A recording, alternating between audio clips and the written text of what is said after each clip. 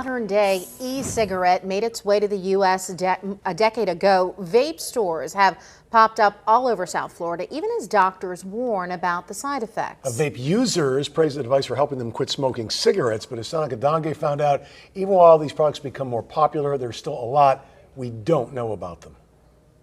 There is no denying just how popular e-cigarettes are these days. Just search for a vape store on a map and you can see on this stretch of North Lake there are 8 vape stores popping up. But the Food and Drug Administration is only recently starting to implement regulations, and that's what's worrying health professionals.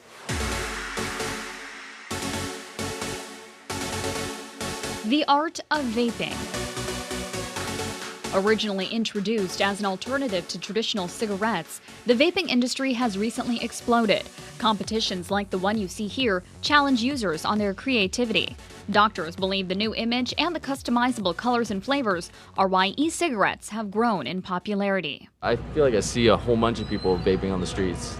It's like everywhere I go. Well, that's one of the issues and problems, is because now it's getting into younger and younger populations. You know, it's becoming more in vogue using the vaping devices for things. So you see high school kids are really rising. According to the Centers for Disease Control and Prevention, around 3 million middle and high school kids are using e-cigarettes. It's now the most popular way for teens to inhale nicotine. And it's troubling considering the CDC estimates 80% of adult smokers started before the age of 18.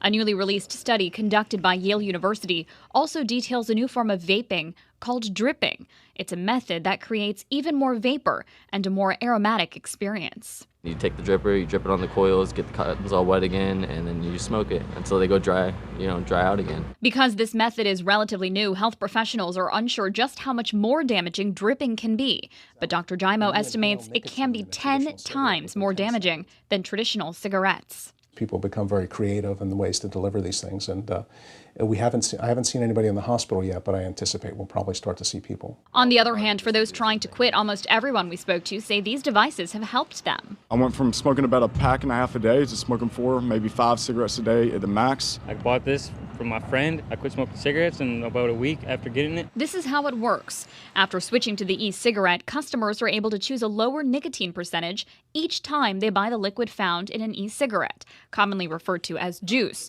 until ideally the nicotine content drops to 0. I didn't think there was something that was going to be an easy transition from smoking, and I think vaping is so much easier than I thought it was going to be. But now nicotine may not be the only problem. When you buy the juice, what are you really buying? There's no regulation on that end of things. Paul Strand manufactures and sells his product in Palm Beach Gardens. Buy 4, get 1 free. Yeah, give me that. Okay. His clientele is made up of the older generation, trying to cut back on their nicotine addiction by switching to what has been called the safer alternative. The ingredients Strand uses are all from the U.S., the highest grade vegetable glycerin and propylene glycol, North Carolina grown tobacco, U.S. extracted nicotine, and flavoring approved by the FDA. No chemical enhancers or alcohol. But depending on the products you buy, that's not always the case. Someone using products that are from overseas, Chinese-based vegetable glycerin, propylene glycol, they tend to have very high heavy metals and things like that in them that I would not vape personally myself. To add to the confusion, Strand says companies boasting produced in the USA could be importing their ingredients from overseas and simply mixing their product in the States. For a truly American-grown product, look for labels that boast produced and sourced in the USA.